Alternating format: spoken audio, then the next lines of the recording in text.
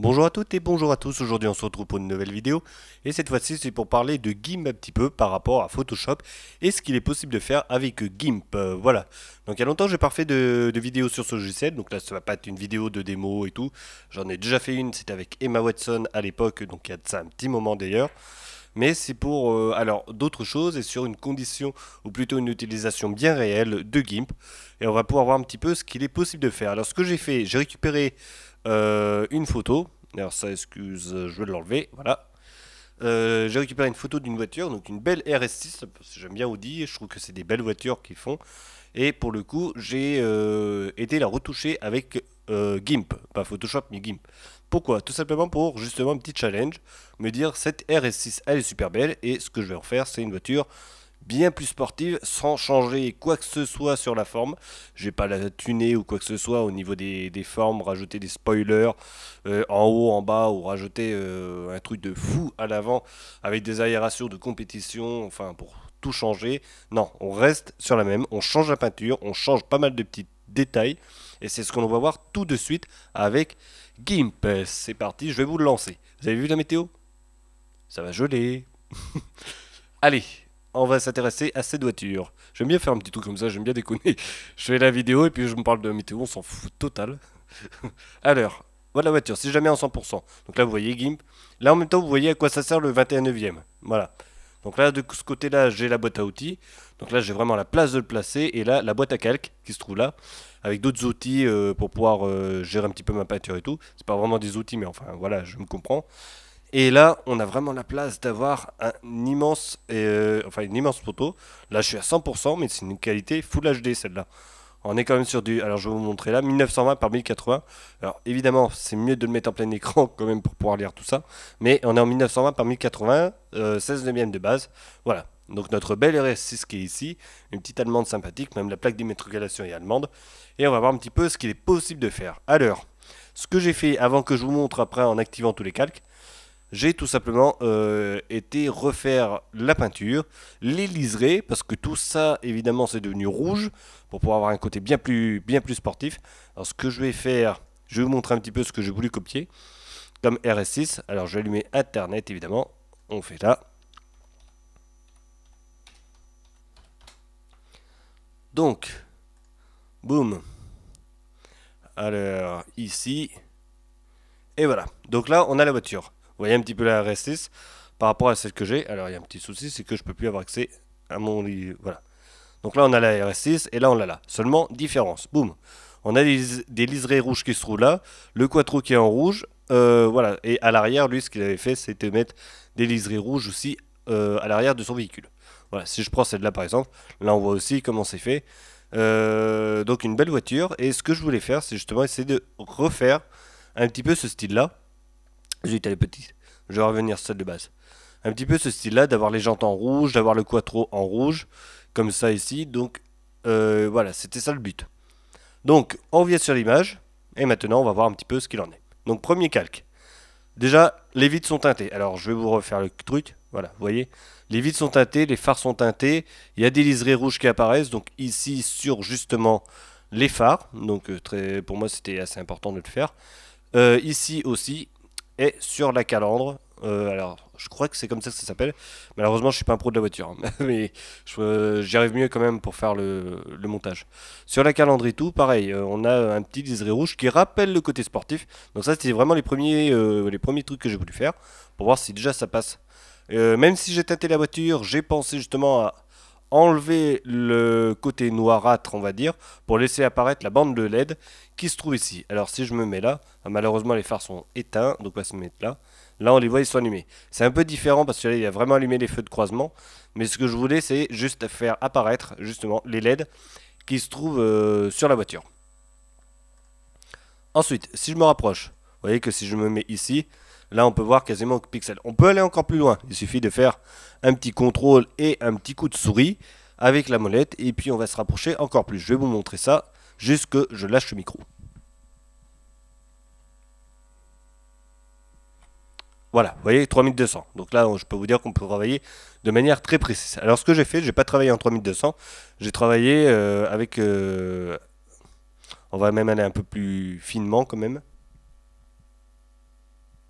Voilà, 1600% ou 1100% pour certains détails. Et sinon, je travaillais en 800% pour pouvoir gérer un petit peu ma voiture et pouvoir sélectionner correctement, quasiment point par point, et avoir une fidélité assez bonne.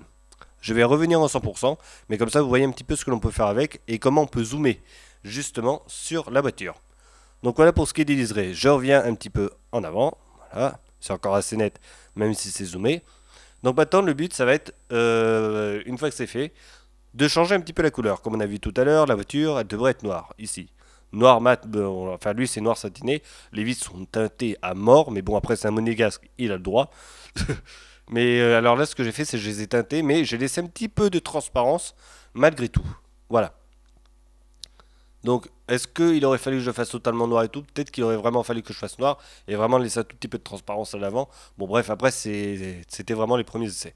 Alors qu'est-ce qui change? Voilà, le quattro ici il change. Je vous le montre, blanc, rouge, pareil.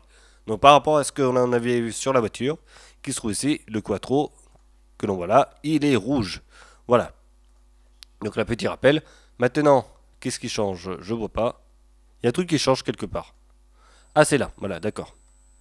Donc là, après, c'était cette partie-là que je voulais faire.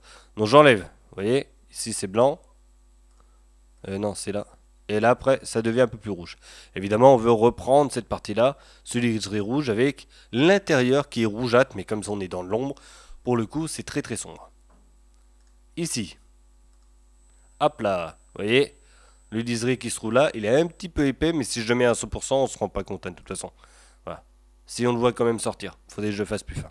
Bref, c'est pas trop grave. Mais on voit un petit peu que, comme ici, on a le liseré qui ressort. Je prends l'autre calque, ici, et là, on a un autre liseré rouge qui apparaît ici. Voilà. Donc là, pas mal. Ensuite, ici, première partie, premier essai.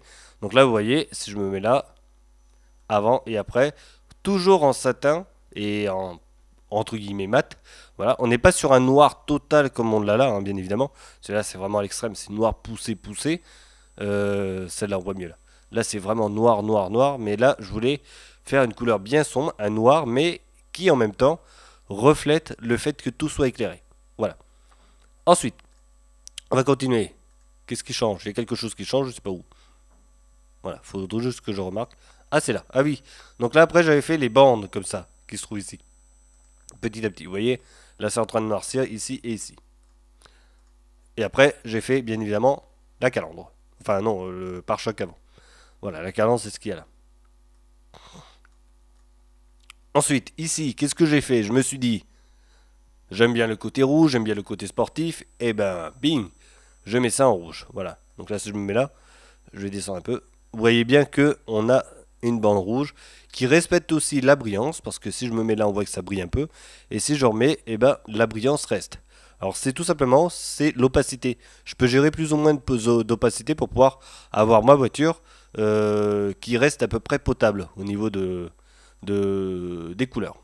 Ici, hop là, l'aileron, c'est pas l'aileron, je sais plus comment ça s'appelle là, ici. Donc cette partie-là, pareil, changement de couleur, noir satiné petit à petit. Là aussi. Alors vous voyez que c'est à 100%. Alors je vais vous montrer au niveau des couleurs. J'ai été dans luminosité et contraste. Ce que j'ai mis ici, alors attention, là on se base sur quelque chose de déjà fait. Voilà. Je sélectionne par exemple la portière, je copie et je colle, et ensuite cette portière-là, cette portion-là, je vais changer la luminosité et le contraste pour avoir le changement radical de couleur et de peinture. Je n'ai pas repris point par point pour refaire une couleur. J'ai changé la luminosité et le contraste. Ici j'étais en moins 120. Et ici, en contraste, j'étais en plus 20. Donc si je fais ça, bah là je vais pas le faire parce que ça va tout foirer. Enfin, quoi que je peux vous le montrer quand même. Voilà. Vous voyez, ça change. Donc là, on repart sur une couleur. Et après, c'est pareil. Si je fais ça, alors moins 20. Voilà. Vous voyez, ça change un petit peu la donne. Voilà. Et après, si je mets le moins là, voilà. Bah là, vous l'avez totalement noir. Là, ça sert plus à rien. Elle est tellement noire que c'est pas la peine d'essayer. Donc j'annule. Donc voilà, oui ça, moins 120, plus 20 pour le contraste, pour avoir un petit peu de contraste et que le noir soit plus profond, parce que sinon il n'était pas assez profond, et ben il faut faire un petit peu ce genre de retouche. Ici le toit, bah le toit j'ai pas été me chercher bien loin, noir. Allez hop, terminé. Terminé pour cette partie-là. Et je me suis dit, il faudrait que j'essaye de faire un truc un peu plus noir, que ça contraste entre justement les bandes, les portes. Elle est où ma souris? Elle est là. Les bandes, les portes et le capot, que ce soit vraiment bien noir, qu'on ne voit absolument rien. Voilà, je voulais que ce soit noir et je l'ai fait. Les portes, noires aussi, sauf les poignées. Voilà. Donc les poignées, on les laisse, tout simplement parce que j'ai fait une petite retouche là-dessus. J'ai pas mis les mêmes couleurs. J'aurais pu, mais j'ai pas voulu. Donc j'ai mis du rouge. Voilà. Donc si je reviens là, vous voyez, les poignées sont rouges. Pourquoi rouge? Bah tout simplement pour, encore une fois, le rappel du rouge ici, comme ce que l'on a sur le truc qu'on a sur les côtés, voilà. Ah, j'oublie le nom. Donc on a le rappel rouge ici, on a le rappel rouge au niveau des phares, de la calandre et tout. Donc pourquoi pas aussi mettre des rappels rouges sur les poignées de porte. Donc voilà. C'est pour ça que j'ai voulu refaire la même. Bien évidemment, je remets en noir aussi. Et maintenant, ce qui va être intéressant, c'est de s'occuper un petit peu des roues. Voilà, parce que les roues, malgré tout, on ne les a pas changées. Donc, enfin, je les ai pas changées encore. Qu'est-ce que j'ai fait? Déjà, j'ai assombri les roues. J'ai gardé la plaquette justement à l'intérieur bien nette parce que évidemment le fer, on va pas le teinter le fer, faut surtout pas le teinter parce que on va le laisser tel quel pour que ça freine bien. Et j'ai rajouté un liseré rouge pour justement avoir les jantes qui rappellent encore cette couleur rouge à l'intérieur. Voilà, non autour de la voiture plutôt. Là, même chose pour la roue. Ici, je mets son et ensuite je mets la couleur. Et une fois que c'est fait, vous voyez que notre voiture est toute prête. Alors ce que je vais faire, c'est que je vais vous la dézoomer un peu. Et voilà. Donc là, je vais tout simplement fusionner tout comme il faut.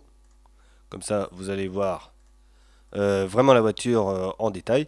Et vous allez pouvoir voir le avant et après, évidemment. Hop là. Vous allez pouvoir voir le avant-après au niveau de la voiture pour voir les différences.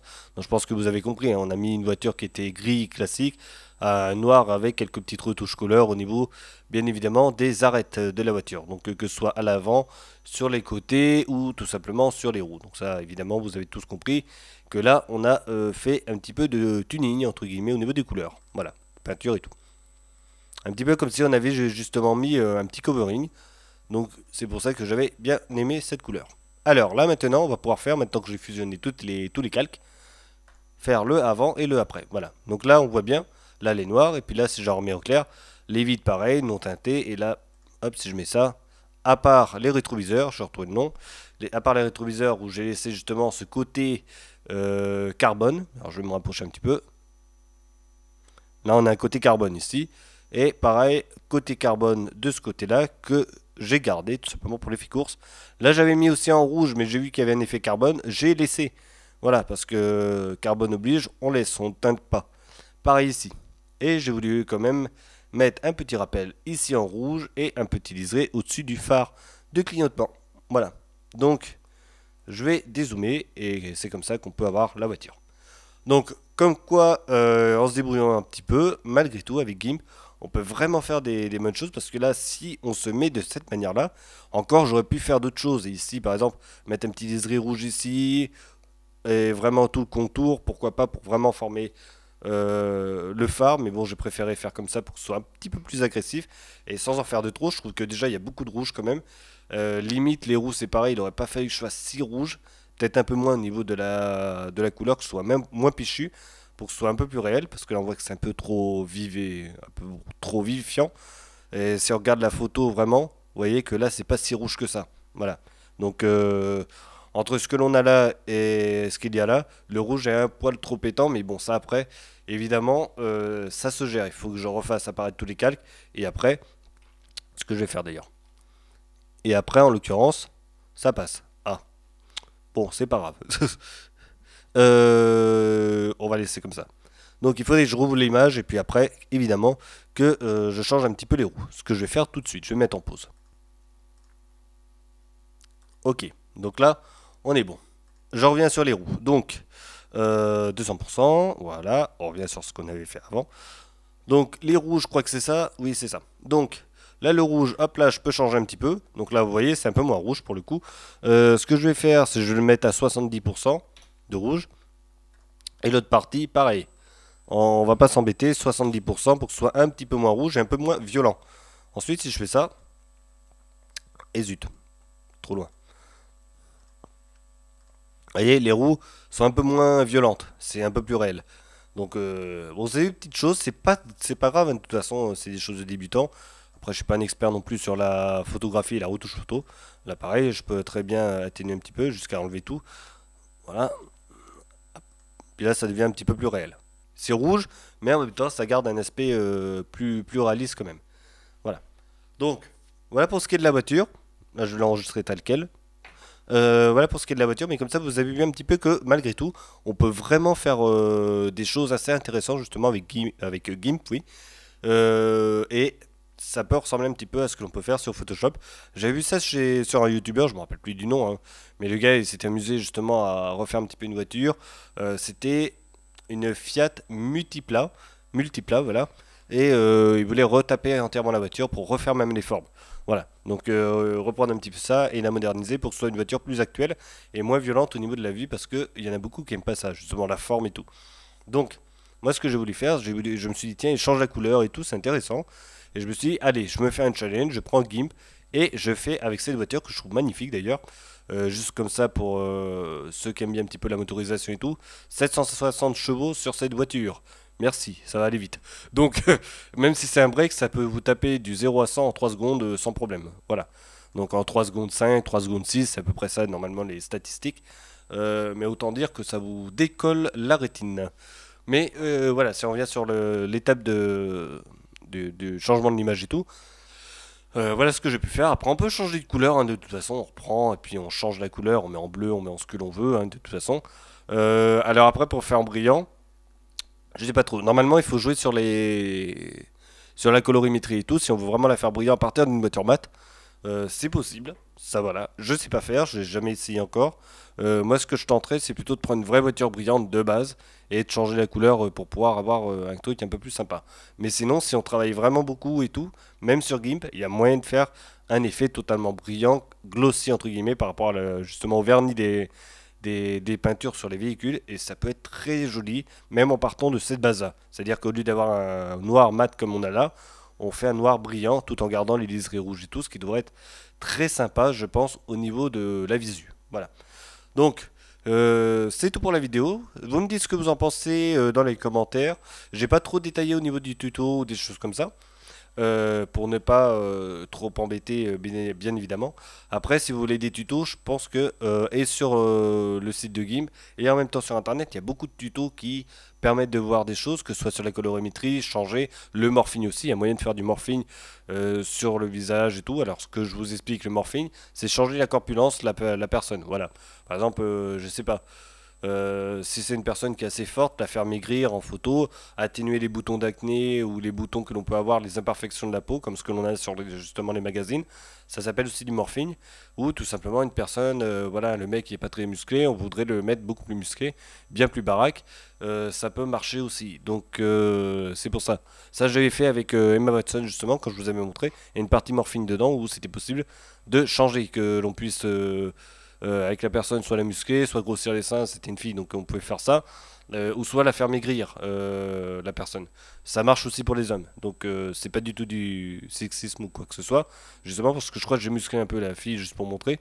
Donc ça n'avait rien à voir avec le fait que ce soit une femme ou quoi, mais je me suis dit que ce serait intéressant de faire avec ça. Voilà, plus ça avait bien marché vidéo. Allez, on se retrouvera pour une prochaine. Vous me dites en commentaire ce que vous en pensez, si vous aimez bien cette voiture, justement. Moi perso j'aime bien Audi, je trouve qu'ils font des beaux looks et tout. J'aime bien aussi les françaises, c'est une Peugeot 508 qui est sortie, qui va sortir plutôt, pardon, attention, faut pas se tromper, qui va sortir là en 2018, alors je sais plus, je crois que c'est le deuxième trimestre de 2018, je sais plus quand la date, peut-être en été. Elle est superbe, elle est sublime, je la trouve super belle. Moi j'adore Peugeot, j'adore Citroën de ce qu'ils font. Renault, je suis moins fan. Je vais pas critiquer hein, parce qu'ils font quand même des innovations malgré tout. Ce que j'ai pas trop compris, c'est leur vision du futur. Voilà, ils ont présenté des trucs à Genève, mais bon, je préfère que vous alliez voir justement les salons de Genève à partir des youtubeurs au niveau des véhicules que moi. Donc, mais il y a un concept qui est intéressant, mais que j'ai pas compris par rapport au nom. C'est le taxi autonome de Renault. Voilà, la possibilité justement de mettre des fauteuils roulants et tout à l'intérieur, ce qui est très intéressant. Mais le truc qui me dérange, c'est taxi autonome. Donc le nom. Alors après, est-ce que c'est vraiment ça? Est-ce que c'est les journalistes qui déforment les choses? J'espère que c'est ça, parce que c'est vraiment taxi autonome pour remplacer les vrais taxis avec les personnes à l'intérieur. Pour moi, ça me dérangerait un petit peu. Voilà. Je préfère que ce soit une voiture personnelle pour aider les personnes dans le besoin, justement en fauteuil roulant et tout. Parce qu'il y a possibilité de mettre un fauteuil et d'autres personnes de la famille assises dans la voiture au même endroit. C'est vraiment super. La voiture elle se déplace toute seule et tout. C'est vraiment quelque chose qui peut être intéressant pour les particuliers. Mais alors, si c'est pour remplacer des taxis, voilà, je suis moyennement pour. Voilà, même contre. Je préférerais au pire qu'il y ait la même voiture mais avec un chauffeur, une place pour le chauffeur, volant et tout. Même si c'est électrique, mais qu'au moins il y a un chauffeur. Parce que c'est pour enlever des emplois, c'est mort. Voilà. Donc, mais ça, c'est autre chose. Voilà, donc ce que j'en pense pour la voiture, franchement, les Français, je trouve que, bon, chez PSA, ils font des bonnes choses, c'est intéressant. Renault, c'est intéressant, quoique j'ai du mal à comprendre leur concept, malgré tout, par rapport à ce qu'ils faisaient avant et ce qu'ils font maintenant. J'ai j'ai du mal à voir un petit peu ce qu'ils veulent faire. Les voitures sont quand même assez belles, ils ont des belles berlines et tout chez Renault, mais c'est vrai, j'ai une petite tendance à préférer PSA, dans le sens où Citroën, on est posé et tout, c'est cool, et Peugeot, on y va, on envoie, il y a un petit peu, on ose les choses. Voilà.